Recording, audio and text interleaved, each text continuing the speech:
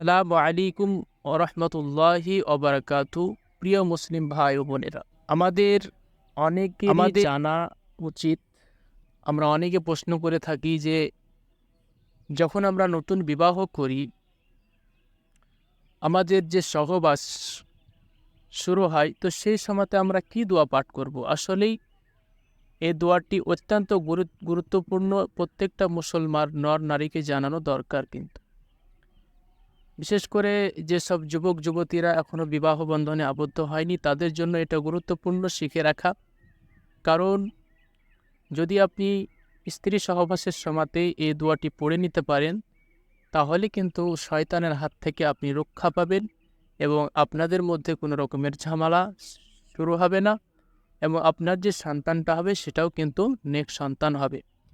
তাই একজন মুসলমান হিসাবে আমাদের কর্তব্য হবে যে আমরা যখনই স্ত্রীর সহবাসে লিপ্ত হবেন আপনি, তখনই কিন্তু এই দোয়াটি আমাদের পাঠ করা একান্তভাবে দরকার।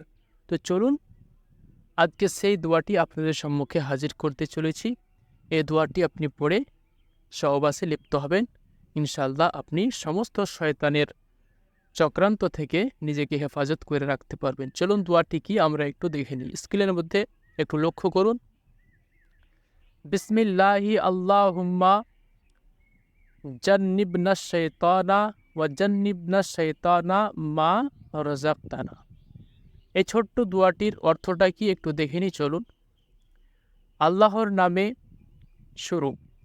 হে আল্লাহ, আপনি আমাদের থেকে শয়তানকে দূরে রাখুন এবং আমাদেরকে আপনি যে সন্তান দান করবেন তার থেকেও শয়তানকে দূরে রাখুন। এটি বুখারী শরীফের হাদিস, মুসলিম শরীফও রয়েছে।